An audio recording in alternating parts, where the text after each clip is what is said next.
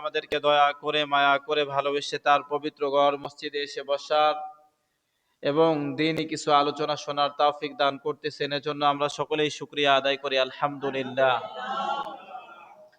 মুহতারাম হাজিরিন, আমাদের আজকের আলোচনার বিষয়বস্তু হলো শবে বরাতের গুরুত্ব ও ফজিলত।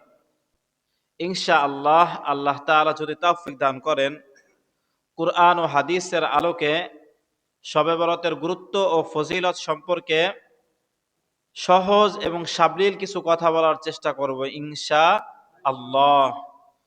মুহতারাম হাজিরিন,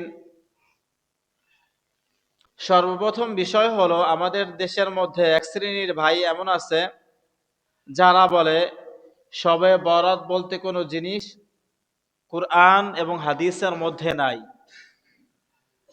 আমরাও বলি যে হ্যাঁ ঠিক আছে, কোরআন ও হাদিসের মধ্যে শবে বারাত শব্দ নাই, কিন্তু লাইলাতুন নিসফি মিন শাবান শব্দ হাদিসের মধ্যে আছে। লাইলাতুন নিসফি মিন শাবান, লাইলাতুন নিসফি মিন শাবানের যেই অর্থ হয় সেটাকে ফার্সিতে যদি তর্জমা করা হয়, ব্যাখ্যা করা হয়, তাহলে সেটা হইল শবে বারাত। আর বাংলায় যদি অর্থ করেন তার অর্থ হইবে মুক্তির রাত্র। তো কি পাইলেন? আরবি হইল লাইলাতুন নিসফি মিন শাবান, ওইটার ফার্সি ব্যাখ্যা হইল শবে বরাত, আর বাংলা ব্যাখ্যা হইল মুক্তির রাত্র। হাদিসের মধ্যে আছে, ইবনে মাজার হাদিস, মুআয ইবনে জাবাল রাদিয়াল্লাহু তাআলা আনহু বলেন, লাইলাতুন নিসফি মিন শাবান, তথা শাবান মাসের 14 তারিখের দিবাগত রাত্রে আল্লাহ তাআলা তিনি তার সমস্ত সৃষ্টিজীবের দিকে তাকান, লক্ষ্য করেন। লক্ষ্য করার পরে আল্লাহ তাআলার সৃষ্টিজীবের মধ্য থেকে মুশরিক, হিংসাকারী, আত্মীয়তা সম্পর্ক ছিন্নকারী বাদে যেই সমস্ত সৃষ্টিজীব আছে, যেই সমস্ত মানুষ আছে, তাদের মধ্য থেকে যারা আল্লাহর কাছে মাফ চায় তাদের সকলকে আল্লাহ মাফ করে দেয়। কয় শ্রেণীর মানুষ বাদে? 3 শ্রেণীর মানুষ বাদে। অন্য হাদিসের মধ্যে দেখলে বোঝা যায় যে টোটালি হলো 5 শ্রেণীর মানুষ। 5 শ্রেণীর মানুষ ব্যতীত লাইলাতুন নিসফি মিন শাবান তথা মুক্তির রাত অর্থাৎ শবে বরাতের রাতে আল্লাহ তাআলা সমস্ত মানুষদেরকে মাফ করে দেন। ওই 5 শ্রেণীর মানুষ কারা? 1 নাম্বার মুশরিক। মুশরিকদেরকে আল্লাহ তাআলা কোশ্চিন কালেও ক্ষমা করবেন না। তার কারণ ইন্নাশ শিরকা লাযুলমুন আযীম, শিরিক হইল সব থেকে বড় অপরাধ। শিরিক কি বলেন? সব থেকে বড় অপরাধ। সমস্ত গুনাহের ক্ষমা আছে, কিন্তু শিরকের কোনো কি নাই? ক্ষমা নাই, কোশ্চিন কালেও ক্ষমা নাই শিরকের। এজন্য যারা মুশরিক তাদেরকে আল্লাহ ক্ষমা করবেন না। 2 নাম্বার, ওই সমস্ত মানুষ যারা হাসাদ করে, হিংসা করে, এই হিংসাকারীদেরকেও আল্লাহ তাআলা ক্ষমা করবেন না শবে বরাতের রাতে। 3 নাম্বার, ওই সমস্ত মানুষ যারা আত্মীয়তার সম্পর্ক ছিন্ন করে তাদেরকেও আল্লাহ তাআলা ক্ষমা করবেন না।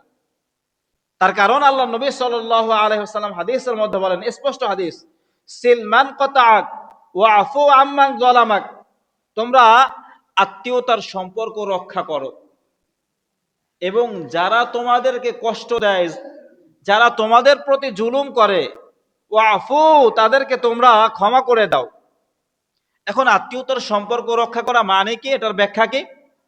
আত্মীয়তা সম্পর্ক রক্ষা করার ব্যাখ্যা হইল, মনোযোগ আমার কথার দিকে, আত্মীয়তা সম্পর্ক রক্ষা করার ব্যাখ্যা হইল বিষয়টা এমন না যে আপনার বাড়ি আপনার যেই আত্মীয় আসে সৌজন্যমূলকভাবে আপনিও তার বাড়ি গেলেন, বিষয়টা এমন না।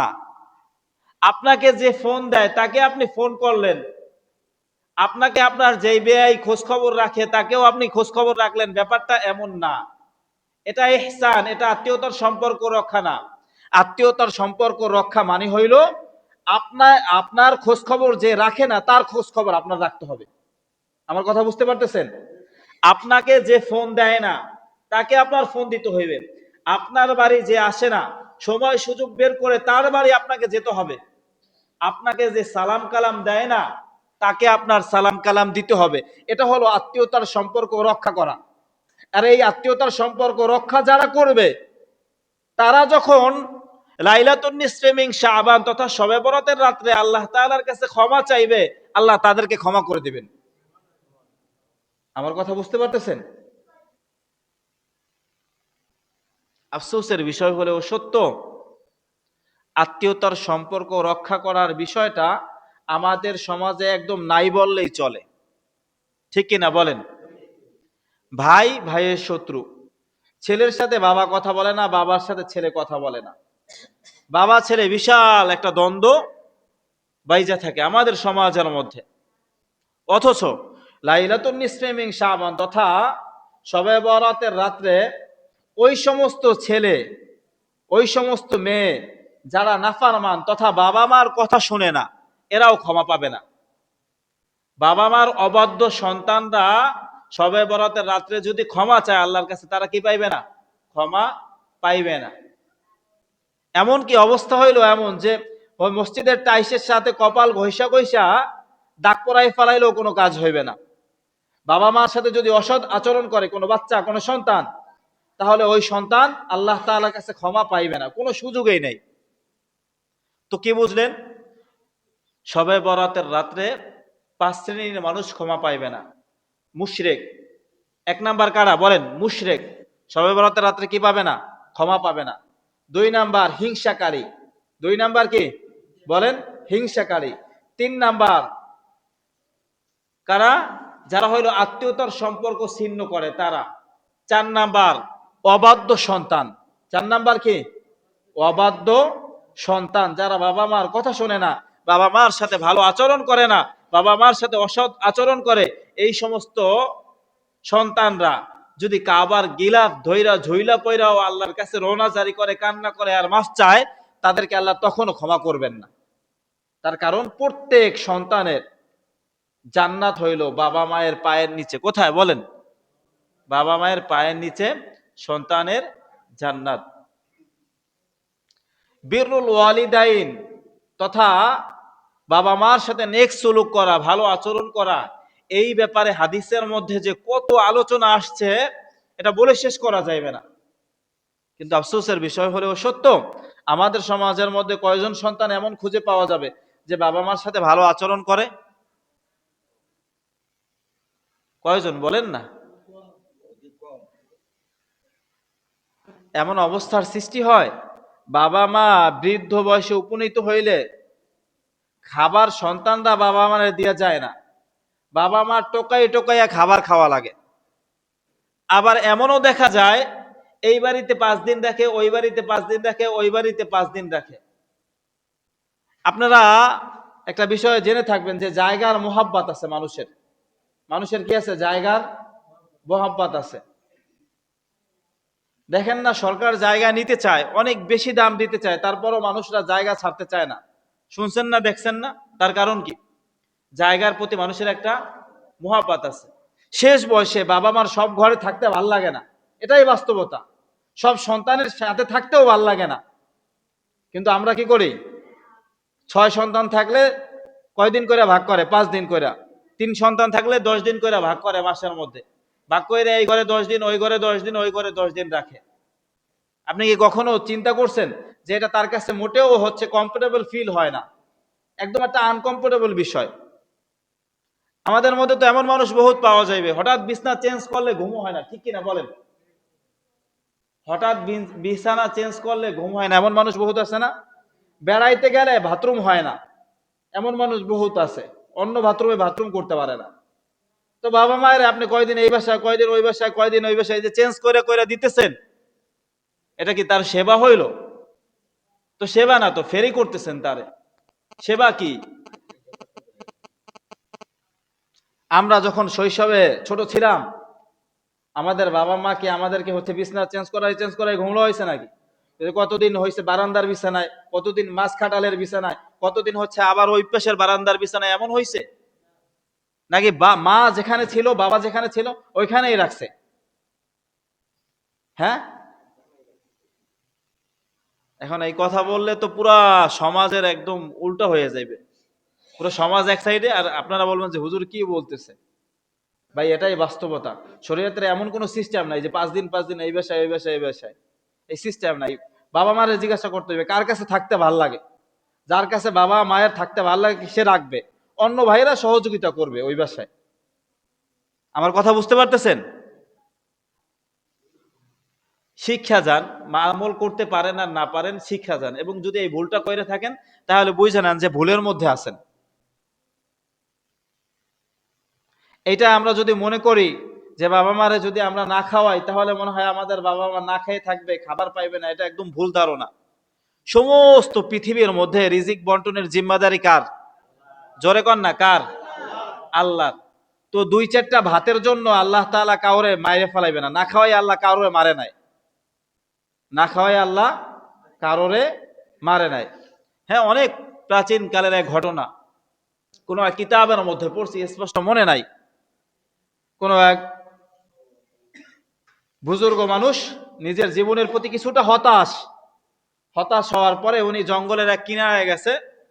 যাওয়ার পরে মানে নিজের জীবন নিয়ে হতাশ, মানে রিজিক নিয়ে হতাশায় আছে। তো যাওয়ার পরে ওইখানে উনি দেখতেছেন যে মরা এক খেজুর গাছ, খেজুর গাছের মধ্যে অনেকক্ষণ পরে পরে একটা পাখি আসে, পাখি আইসে আবার চলে যায়, আবার একটা পাখি আসে আবার চলে যায়, একটা পাখি আসে আবার চলে যায়। ওনার মনের মধ্যে কৌতূহল জাগছে যে ঘটনা কি, এই মরা খেজুর গাছের মধ্যে আবার কি এমন হইতে পারে যে একটা পাখি বারবার আসে আবার চলে যায়। তো উনি লক্ষ্য করতেছে যে খেজুর গাছের ওই মাথায় পাখি ঠোঁটে কিছু একটা নিয়ে আসে। কৌতূহল বশত উনি ওই খেজুর গাছে উঠছে, উঠার পরে উক্কা দিয়া দেখে ভিতরে বিশাল এক অজাগর সাপ, ওইটার মধ্যে আছে অন্ধ সাপটা, সে নড়াচড়াও করতে পারে না, পাখি তারে ওইখানে আইসা খাবার দিয়া যাইতেছে। তো সমস্ত পৃথিবীতে রিজিকের ফয়সালা কে করে বলেন না? আল্লাহ তাআলা করেন রিজিকের ফয়সালা। তো আমরা যদি ভাইবা থাকি যে শেষ বয়সে বাবা মার মনে হয় খাবার না দিলে তারা না খাইয়া মরে যাইবে, আমরা ভুল ধারণার মধ্যে আছি। কারণ সকলকে খাওয়ায় কে বলেন? আল্লাহ তাআলা খাওয়ায়। হয়তোবা আপনার মাধ্যমে খাওয়াইবে না, অন্য কারোর মাধ্যমে খাওয়াইবে, আল্লাহ 100 বার খাওয়াইবে। এই মেয়া, টোকাই টোকাই এই সন্তানের বাসায় ওই সন্তানের বাসায় টোকাই টোকাই খাওয়ার থেকে ভিক্ষা করে খাওয়া অনেক ভালো। আমাদের দেশে ভিক্ষুক আসলে কি বলে? খয়রাতি আসছে, তাই না? বলেন না কি বলে? খয়রাতি আসছে। খয়ের মানে হইল কল্যাণ। আতি, আতা ইয়াতি থেকে আতি মানে আসা, খয়ের আতি মানে কল্যাণ নিয়ে আসছে। কোন বাড়িতে যদি ভিক্ষুক আসে, খয়রাতি আসে, সে কি নিয়ে আসে? কল্যাণ নিয়ে আসে। তার কারণ আপনি 5 টাকা 1 টাকা দিলেন, কত টাকা পাইবেন?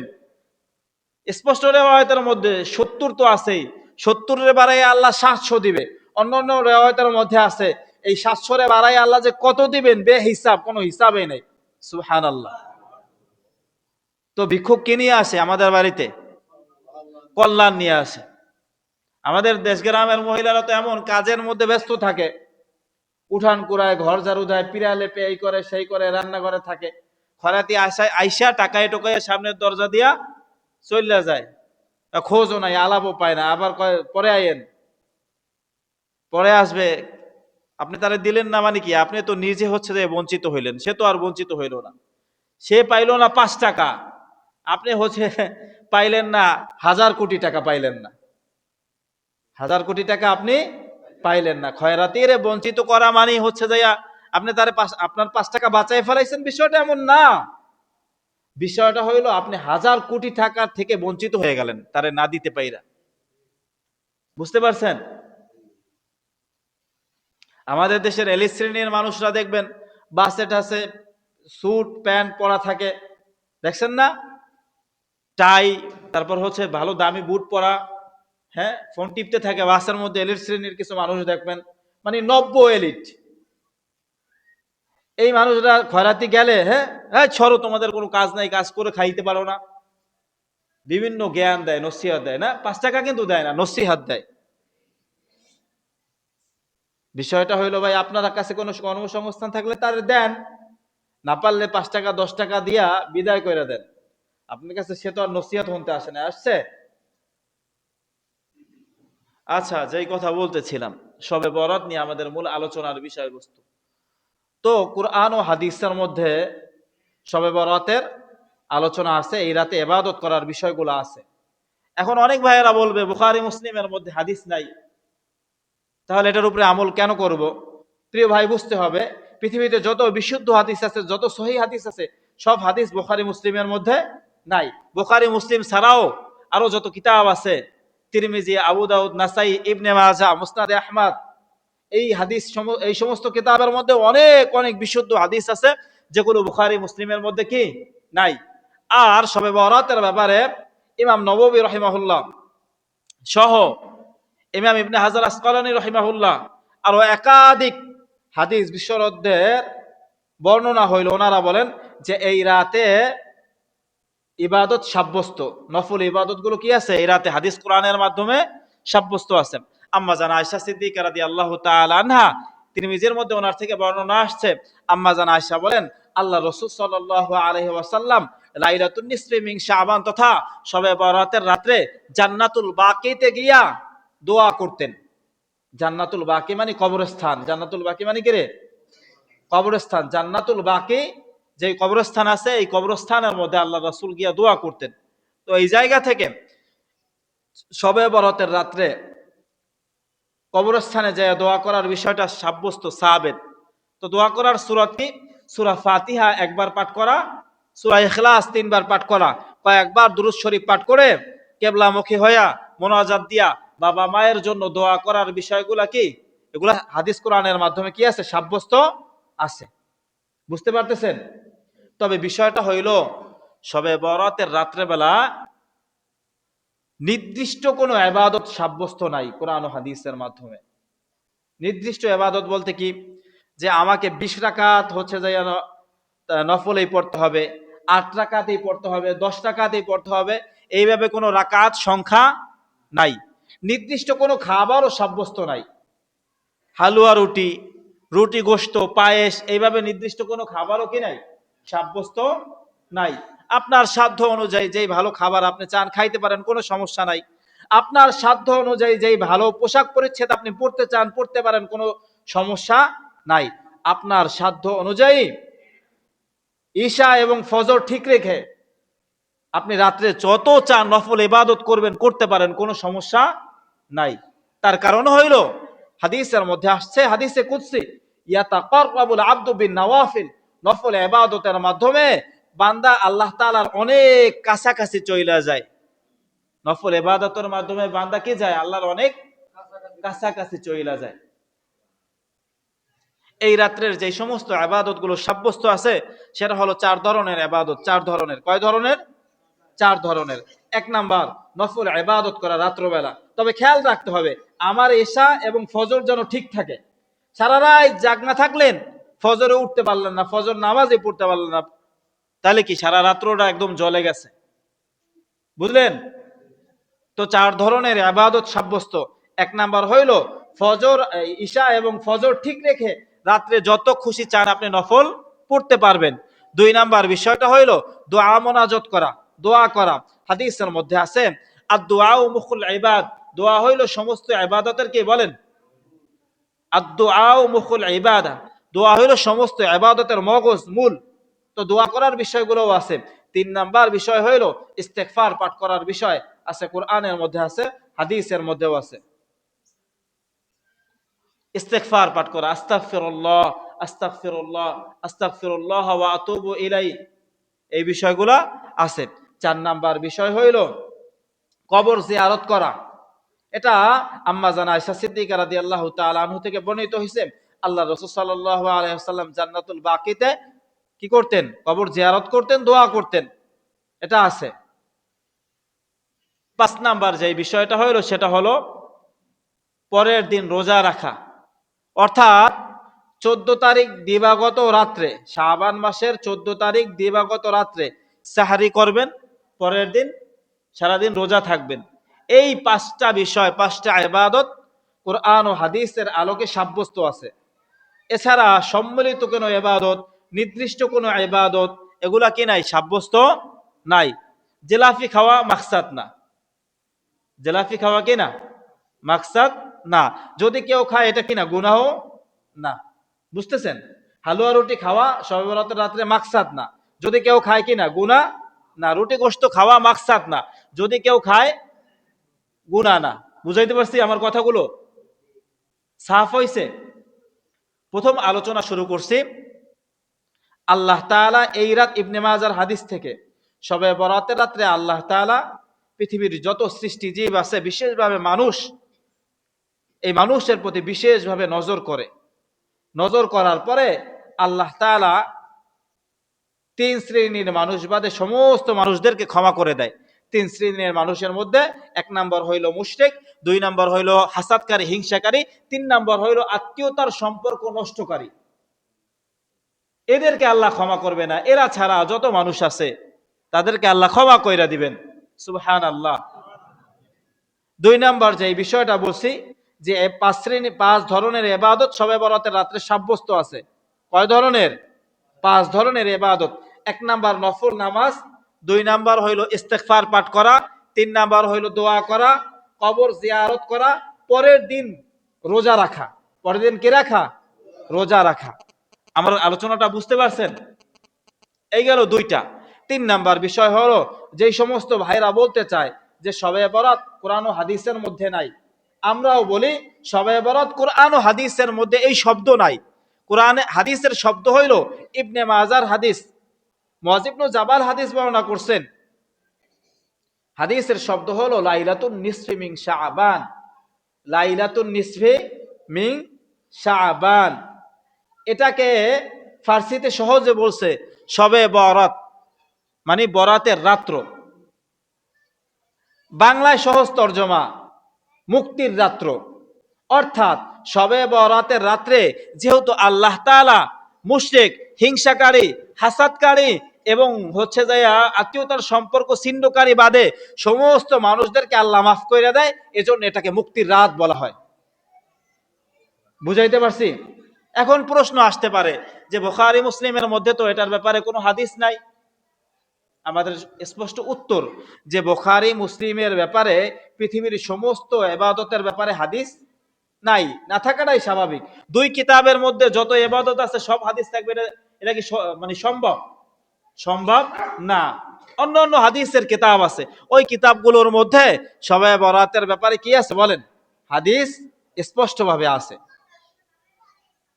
চার নাম্বার যে বিষয়টা বর্ণনা করা হয়েছে সেটা হলো ইমাম নববী রহিমাহুল্লাহ এবং ইবনে হাজার আসকালী রহিমাহুল্লাহ বলছেন যে শবে বরাতের রাত্রের বেলা ইবাদত করার বিষয়টা এটা হাদিসের মাধ্যমে সাবিত আছে, প্রমাণিত আছে।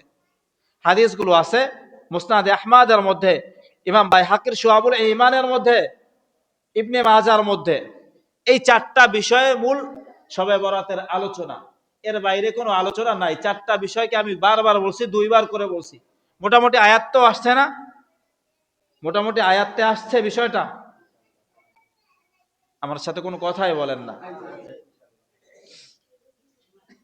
এর বাইরে যত যা শুনেন ওগুলো হচ্ছে বিষয়বস্তুর বাহিরের আলোচনা। শোনা না শোনা বরাবর, ওই অমুক ঘটনা ঘটছে, অমুক ঘটনা করছে, এই সেই ফাও কথা। এগুলো কি বলেন? ফাও কথা। শোনা না শোনা বরাবর। আর বিষয়টা হইল শবে বরাতের যে রোজাটা আছে, এই রোজাটা আমাদের সকলের রাখা উচিত।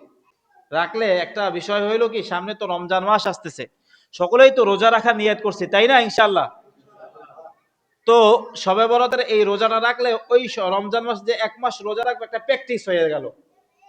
যে কোনো জিনিস হচ্ছে করার আগে একটু প্র্যাকটিস করা লাগে না?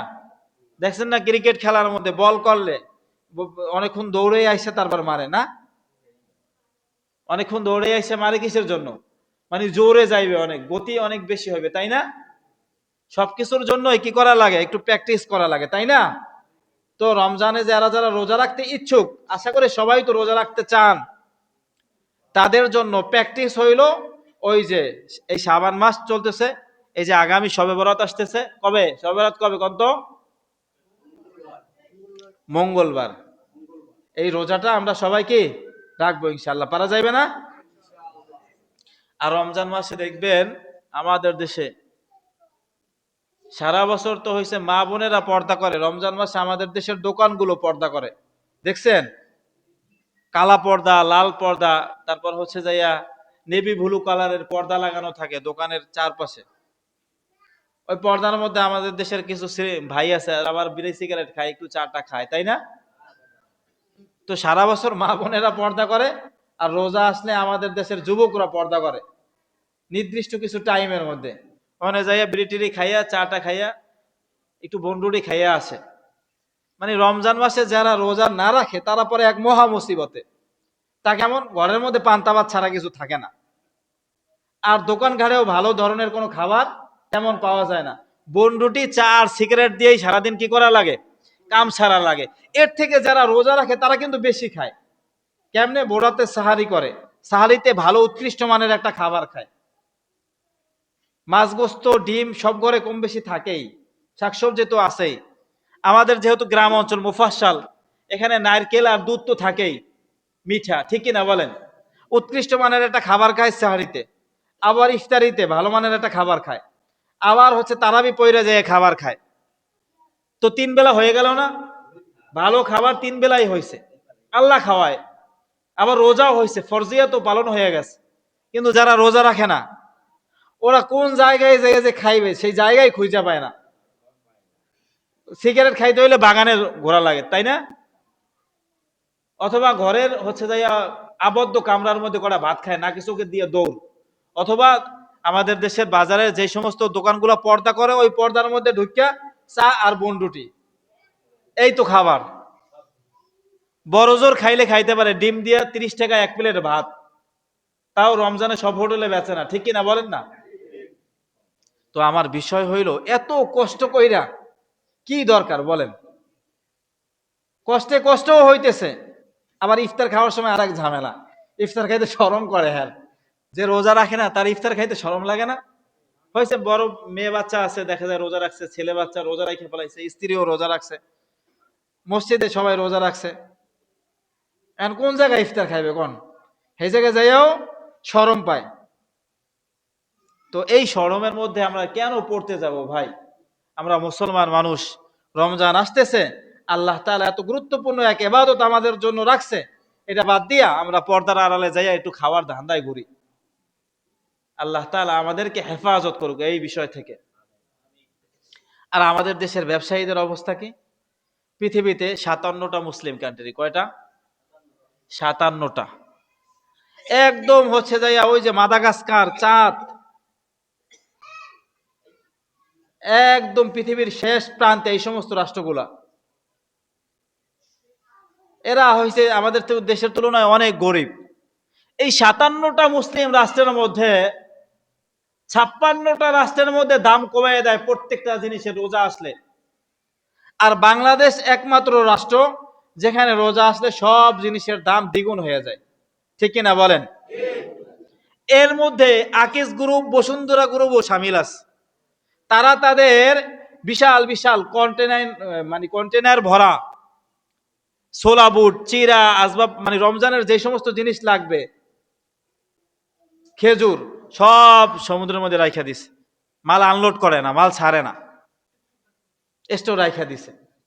বড় বড় কোম্পানি এর মধ্যে আছে, স্টোর রাইখা দিছে। রমজান আসলে মাল হচ্ছে 10 রোজা যাইবে, 5 রোজা যাইবে, মাল ছাড়বে, অনেক বেশি দামে ছাড়বে, এর আগে টান পড়ায় ফেলাইবে। এটা একদম নাজায়েজ একটা কাজ, নাজায়েজ ব্যবসা। এর কারণে আমাদের সাধারণ মানুষেরও ক্ষতি হয়, সরকার প্রধান যে ক্ষমতা থাকে তারও ক্ষতি হয়। কেমনে? তার তো ভর্তুকি দেওয়া লাগে রাজস্ব থেকে, এক। 2 নম্বর হয়েছে ব্যাপক একটা বদনাম হয়ে যায় সরকারের। আমার কথা বুঝতেছেন আপনারা?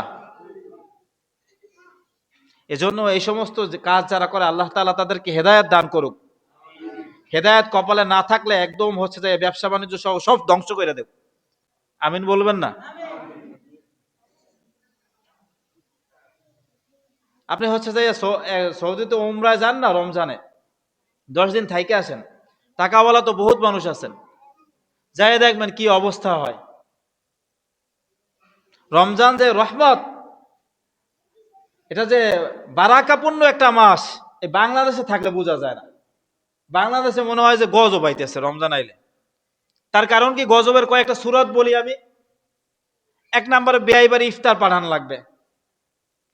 রমজানের রোজা আসলে বেয়াই বাড়ি ইফতার পাঠানো লাগবে। নতুন বিয়ে বাড়ি থাকলে তার বাড়ি জামা কাপড় পাঠানো লাগবে।